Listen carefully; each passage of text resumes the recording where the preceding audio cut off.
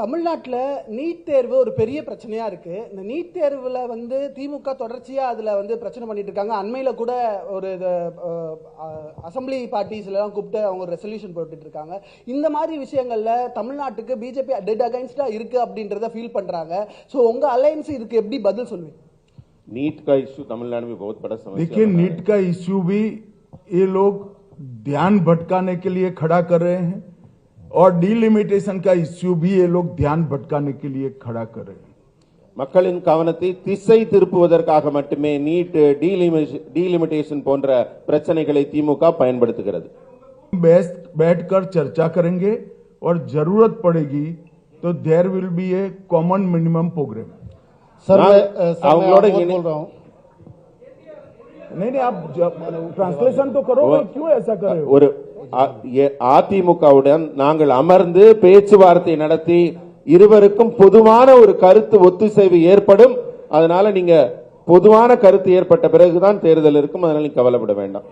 Sir मैं आमोद बोल sir Amod common நாங்க ஒரு லிஸ்ட், ஒரு common minimum program, common consensus உருவாக்கப்படும் ரெண்டு கட்சிக்கும் இடையில. அடுத்து एक பதில் சொன்ன பிறகு கேள்வி கேளுங்க. Wait for us to complete please. Shrikant ji, आप जवाब लिखो मेरा, ऐसे नहीं होता है। नहीं, पूरा नहीं நீங்க बीच में बोलने लग तो न मत सुनो। நான் கேள்வி பதில் சொல்லி முடிச்ச பிறகு கேள்வி கேளுங்க. பதில முழுமையா வாங்குங்க. then you ask question. you should take the reply properly. Sir sir sir मैं आमोद मैंने नीट के बारे में ही कहा, शायद आपने सुना नहीं। நீங்க सर सर मैं ट्रांसलेशन तो कर। நான் நீட்டை பத்தி தான் உங்களுக்கு சொன்னேன். திரும்ப நீங்க அதுக்கு அதே கேள்வி கேட்கறீங்க. அதுக்கான பதில் சொல்லி ஆகிவிட்டது.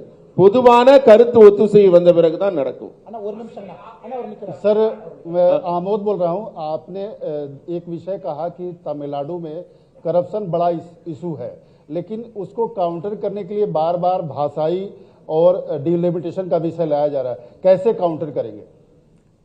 हम जो जनता के असली मुद्दे हैं उसको लेकर जनता के बीच में जाएंगे और मैं मानता हूं कि तमिलनाडु की जनता असली मुद्दों को जानती है और डीएमके से जवाब भी चाहती है।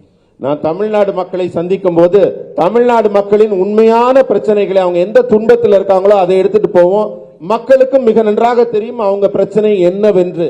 அதனால மக்கள் பிரச்சனைகளை இந்த தேர்தலில் முன்னிறுத்துவோம். திமுக வந்து அவங்கள மாதிரி மடைமாற்ற மாதிரி கவன திருப்பு வேலைகளில் நாங்கள் ஈடுபட மாட்டோம். நேரடியான மக்கள் பிரச்சனைகளில் ஈடுபடுவோம். சொல்லுங்கண்ணா.